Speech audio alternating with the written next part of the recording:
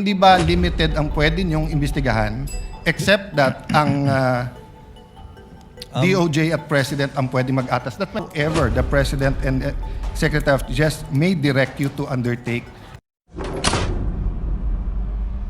When you're ready. Good afternoon, Mr. Witness, Director, Attorney Matibag, schoolmate.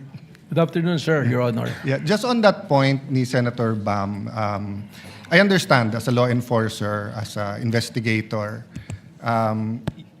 you have to take all threats seriously. I'll ask you the same questions I asked the two NBI officers, and I do understand they were not under your supervision during that time dahil dun pa sila kay Director Santiago. No?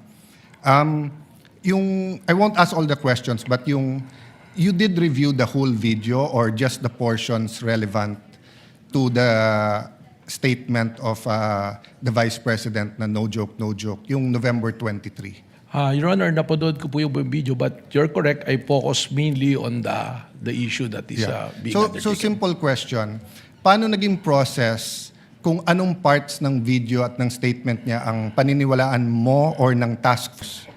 So it's not personal. I mean, if you were in the task force or as you said, you created the task force, now at duty nyo yung safety ng high government officials, anong process nyo kung anong parts ng video ang paniniwalaan nyo at hindi?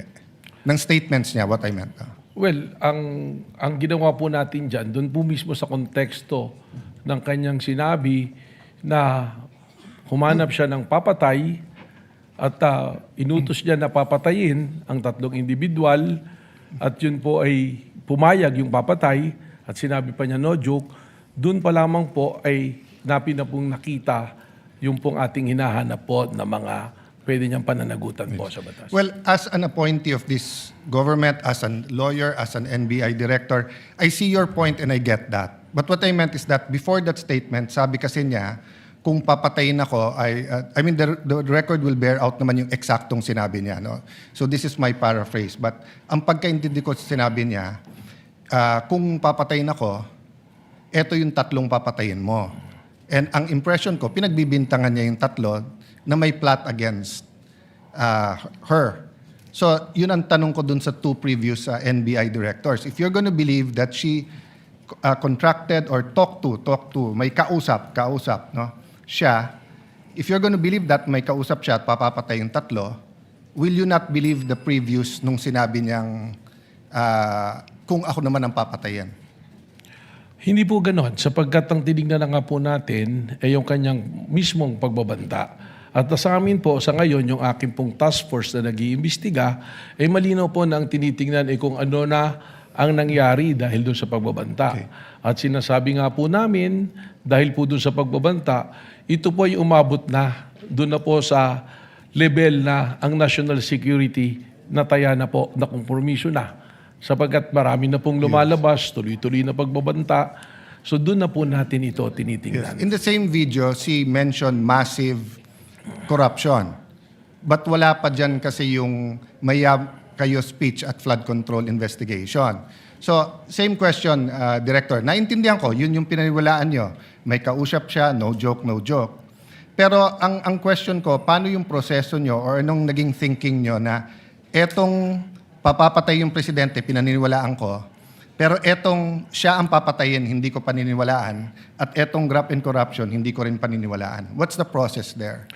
Well, ang proseso po dyan ay tinignan naman natin doon po sa pagbabanta niya, kung sa grave threat po yung pag-uusapan natin, alam naman po natin na yung threat na yan is absolute dahil nandoon naman po yung elemento eh. Doon naman po sa sinasabi namin na tuloy-tuloy na pag-iimbestiga dahil ito nga po ay umabot na sa level lang na naapektuhan ng national security, we take into context yung mismong sinabi niya na meron siyang kinausap at yung kanyang kinausap ay pumayag. Yung po kanyang sinasabi na kung papatayin ako, that is supposed to be na statement niya sa aming pong pananaw just to cover yung kanyang pagsasabi na siya'y may kinausap para patayin ang ating Pangulo. Okay, I won't argue with you, yun yung proseso nyo. But in the meantime, there were three statements, massive corruption, kung papatayin siya, patayin. So, focusing dun sa patayin yung tatlo kung papatayin siya, in the meantime, tumutuo yung massive corruption lumabas afterwards, di ba? So, Just one other point. At the beginning of the prosecution's questions to you, and I think the defense had a question about what can you investigate. Can you repeat your answer?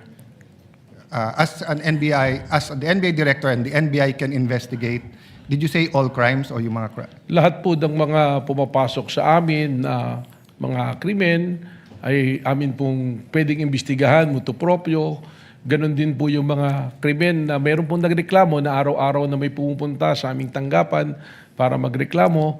Ito po yung aming iniimbestigahan. At meron din pong mga iniimbestigahan kami na inutos po ng Department of Justice. And by the very nature, under the Constitution po ng Office of the Ombudsman, they can delegate the National Bureau of Investigation to... So as a general rule, you can investigate any crime motu proprio? More than the investigation of the crime is also the protection of our nationals. Yes. Saka po siyempre, siguraduhin na promote ang ating demokrasya, hindi nakukompromiso. Yes, but Lahat sa po investigation lang. So you can investigate any crime. yan. Tama po. Yeah. Isn't that against the Republic Act 10867? The statute the that statute gives you of- power? The act reorganizing and modernizing the National Bureau of Investigation. Sabi dito sa inyong Section 4, the NBI shall have the following powers and functions. Undertake and investigate the detection of crimes and offenses enumerated under Section 5. Section 5, may enumeration, human trafficking cases in all airports, extrajudicial, extralegal killings committed by state security forces against media practitioners' activities, killings of justices and judges, violation of 100175, otherwise known Cyber Crime Prevention Act, cases against Interagency Graft Coordinating Council, and violations of the Anti-Dummy Law. Tapos, cases involving threats, security assaults against persons of the President, Vice President, Senate President, Speaker of the House, Chief Justices. Walang congressman, senators, unlike judges lahat. Transnational crimes pursuant to existing international agreements, identification of dead victims in case of mass fatalities, incidents caused by natural disaster, and violation of commercial, economic, financial, white-collar crimes, nakadyan yung law. So, exclusive yung enumeration. Then, provided, however, if that the President or Secretary of Justice may direct the NBI to undertake investigation of any crime when public interest so requires. So, hindi ba limited ang pwede niyong imbestigahan except that ang DOJ at President ang pwede mag-atas? That's my last question. Yes. Kindly wind up. Well, Witness may answer. Yes. Yung pong ating listahan na yan, tama po, nandiyan dyan. Subalit, hindi naman po sinasabi na nalilimita dyan ang aming pong pag-iimbestiga. Sapagkat malinaw po ang mandato ng NBI that we are the primary investigating body. Yun lamang nga po, merong mga kaso, kung ito po ay bumagsak na sa jurisdiction halimbawa ng PNP na kanilang iniimbestigahan, we can still help and coordinate at the same way na kung kami po ay nag-iimbestiga at ang PNP pwede rin pong tumulong Well, po sa amin. Director, if that's your interpretation, that goes against what they taught us in law school, na pag exclusive yung enumeration, you cannot add. And at the end of the enumeration of Section 5, nakalagay nga dito, however, the President and Secretary of Justice may direct you to undertake investigations of any crime. Why do they have to say any crime if you can do it any crime, if you can investigate any crime after all? It seems that you're expanding your jurisdiction by yourself. Well, we'll be doing po yan sapagkat we have also our primary role to make sure that law and order is being promoted through the NBI din po.